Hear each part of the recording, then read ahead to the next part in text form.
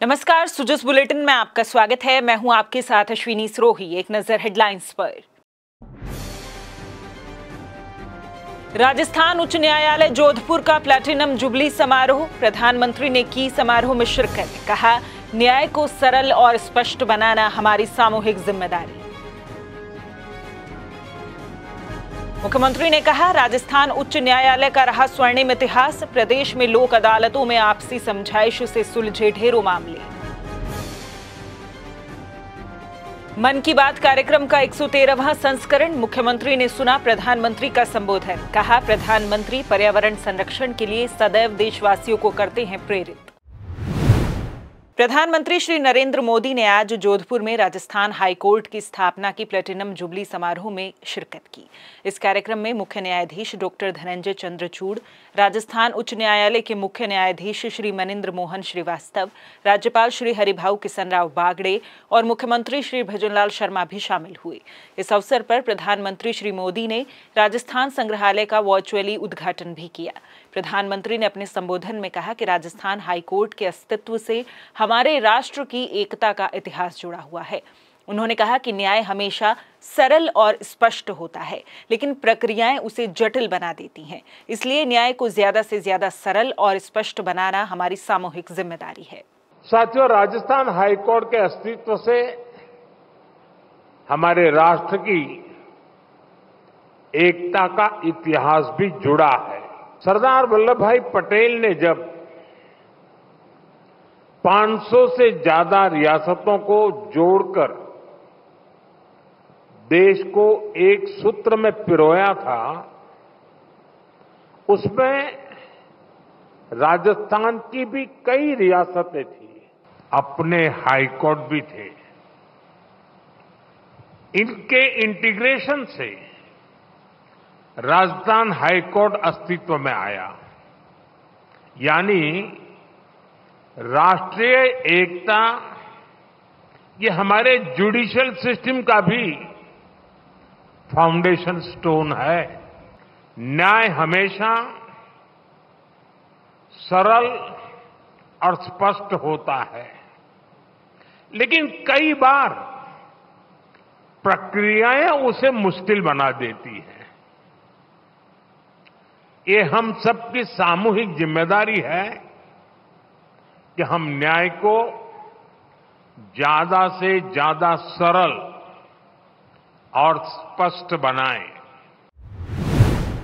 इस अवसर पर मुख्यमंत्री श्री भजनलाल शर्मा ने अपने संबोधन में कहा कि राजस्थान उच्च न्यायालय का स्वर्णिम इतिहास रहा है। देश में आपातकाल के दौरान न्याय के सिद्धांतों की रक्षा करने का काम करने वाले 9 उच्च न्यायालयों में राजस्थान उच्च न्यायालय का नाम गर्व के साथ लिया जाता है। राजस्थान में न्यायपालिका, कार्यपालिका और विधायिका एक टीम की तरह काम कर रही है। इसी का परिणाम है कि लोक अदालतों में ढेरों मामले आपसी समझाइश से सुलझते हैं। राजस्थान उच्च न्यायालय का यह स्वर्णिम इतिहास रहा है। राजस्थान उच्च न्यायालय का नाम उन 9 उच्च न्यायालयों में गर्व के साथ लिया जाता है, जिन्होंने देश में आपातकाल के दौरान भी न्याय के सिद्धांतों की रक्षा करने का काम किया था। जब आपातकाल के दौरान नागरिक अधिकारों का हनन हो रहा था, तब इस न्यायालय ने यह सुनिश्चित किया कि व्यक्ति अपनी गिरफ्तारी और हिरासत को चुनौती दे सके।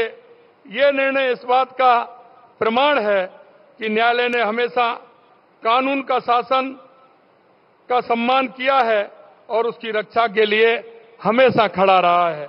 राजस्थान में न्यायपालिका, कार्यपालिका, विधायिका एक टीम की तरह काम कर रही है। इसी का परिणाम है कि लोक अदालतों में प्रदेश सरकार और न्यायपालिका ने अच्छा काम किया है। इसकी वजह से ढेरों मामले आपसी समझाइश से सुलझे हैं और उन लोगों को लंबी कानूनी प्रक्रिया से निजात भी मिली है। प्रधानमंत्री श्री नरेंद्र मोदी ने आज मन की बात कार्यक्रम के 113वें संस्करण में देशवासियों को संबोधित किया। मुख्यमंत्री श्री भजनलाल शर्मा ने भी जोधपुर के एसएन मेडिकल कॉलेज सभागार में आमजन के साथ प्रधानमंत्री का संबोधन सुना। अपने संबोधन में प्रधानमंत्री ने चंद्रयान 3 की सफलता के बाद पहली बार मनाए गए नेशनल स्पेस डे के बारे में बात की। श्री मोदी ने हर घर तिरंगा अभियान को सफल बनाने के लिए सभी देशवासियों का आभार भी व्यक्त किया। साथ ही प्रधानमंत्री ने प्लास्टिक वेस्ट का इको फ्रेंडली उपयोग कर पर्यावरण संरक्षण के प्रयास के लिए भी अपील की। प्रधानमंत्री ने सितंबर माह में मनाए जाने वाले पोषण माह के बारे में चर्चा की और मिलेट्स का अधिकतम उपयोग करने की अपील की। प्रधानमंत्री ने आगामी त्योहारों की बधाई देते हुए सभी देशवासियों से पेरिस पैरालंपिक गेम्स में हिस्सा लेने वाले भारतीय खिलाड़ियों के उत्साहवर्धन के लिए #Cheer4Bharat कैंपेन चलाने की अपील भी की। मुख्यमंत्री श्री भजनलाल शर्मा ने कहा कि प्रधानमंत्री श्री मोदी पर्यावरण संरक्षण के लिए सदैव ही देशवासियों को प्रेरित करते हैं। मुझे खुशी है कि आज हमारे देश में कई सारी स्टार्टअप टीम भी पर्यावरण को बढ़ावा देने के लिए ऐसे प्रयासों से जुड़ रही है। ई कॉन्शियस नाम की एक टीम है जो प्लास्टिक वेस्ट का उपयोग इको फ्रेंडली प्रोडक्ट्स बनाने में कर रही है। इसका आइडिया उन्हें हमारे पर्यटन स्थलों, विशेषकर पहाड़ी इलाकों में फैले कचरे को देख करके आया। ऐसे ही लोगों की एक और टीम ने इको कारी नाम से स्टार्टअप शुरू किया है। ये प्लास्टिक वेस्ट से अलग अलग खूबसूरत चीजें बनाते हैं। साथियों, टॉय रिसाइकलिंग भी ऐसा ही एक और क्षेत्र है जिसमें हम मिलकर काम कर सकते हैं। ऐसे खिलौने जिससे अब आपके बच्चे नहीं खेलते, उन्हें आप ऐसी जगहों पर दे सकते हैं जहां उनका उपयोग होता रहे। ये भी पर्यावरण की रक्षा का एक अच्छा रास्ता है। हम सब मिलकर प्रयास करेंगे तभी पर्यावरण भी मजबूत होगा और देश भी आगे बढ़ेगा। मुख्यमंत्री श्री भजनलाल शर्मा आज एक दिवसीय जोधपुर यात्रा के दौरान गांधी मैदान में आयोजित जीने की कला विशिष्ट प्रवचन माला कार्यक्रम में शामिल हुए और संत ललित प्रभ, संत चंद्र प्रभ और डॉक्टर मुनि शांति प्रिय महाराज से प्रदेश की खुशहाली का आशीर्वाद लिया। इस अवसर पर उन्होंने कहा कि भारत की सांस्कृतिक विरासत हजारों साल पुरानी है। संत महात्मा हमारी इस संस्कृति के वाहक हैं। इससे पहले मुख्यमंत्री आज सुबह जयपुर रेलवे स्टेशन से Jaipur Jodhpur intercity superfast train द्वारा जोधपुर दौरे के लिए रवाना हुए। यात्रा के दौरान श्री शर्मा ने ट्रेन की अलग अलग बोगियों में जाकर यात्रियों से संवाद किया। मुख्यमंत्री को अपने बीच पाकर लोग हर्षित हो उठे। बच्चों, युवाओं और महिलाओं में उनके साथ सेल्फी लेने की होड़ नजर आई। इस दौरान उन्होंने बुजुर्ग यात्रियों के बीच जाकर उनसे बातचीत की और आशीर्वाद लिया, साथ ही बच्चों को दुलार किया। ट्रेन के विभिन्न स्टेशनों पर ठहराव के दौरान मुख्यमंत्री का स्थानीय लोगों ने भव्य स्वागत किया। मैं जहाँ भी कहीं जाता हूँ कोशिश करता हूँ कि आमजन से इस तरीका का फीडबैक आए और उसके समाधान की तरफ बढ़े। आज मुझे बहुत अच्छा लगा। लोगों से कई तरह के, कहीं ने अपने क्षेत्र की समस्याएं भी बताई, कहीं ने रेलवे के बारे में बताया तो कहीं से रेलवे स्टेशन के बारे में बताया, कई आमजन की जुड़ी हुई समस्याएं बताई और हमने कई समस्याओं को तो रेलवे के साथ ही यहीं अभी उनका समाधान भी किया है और उनका समाधान हो गया और उन्होंने धन्यवाद देने का भी काम किया है।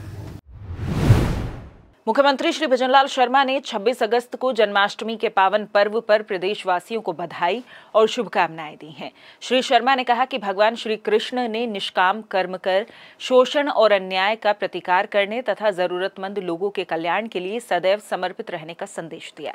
मुख्यमंत्री ने इस अवसर पर प्रदेशवासियों का आह्वान किया कि वे भगवान श्री कृष्ण के महान आदर्शों को आत्मसात करते हुए समाज में भाईचारे की भावना को मजबूत करने तथा गरीब व उपेक्षित की मदद करने का संकल्प लें। उप मुख्यमंत्री एवं सार्वजनिक निर्माण विभाग मंत्री दिया कुमारी ने बजट घोषणा 2024-25 की क्रियान्विति में 195 करोड़ 68 लाख रुपए की लागत की 332.10 किलोमीटर सड़क की मंजूरी प्रदान की है। उन्होंने कहा कि बजट घोषणाएं समय पर क्रियान्वित की जाएंगी ताकि आमजन को जल्द से जल्द उनका लाभ मिल सके। उप मुख्यमंत्री ने सार्वजनिक निर्माण विभाग के अधिकारियों को तुरंत टेंडर कर इन कामों को पूरा करने के निर्देश दिए। इस राशि से सड़क निर्माण, नवीनीकरण, चौड़ाईकरण और सड़कमय पुलिया निर्माण के कार्य किए जाएंगे। सुजस बुलेटिन में फिलहाल इतना ही। फिर होगी आपसे मुलाकात, तब तक के लिए नमस्कार।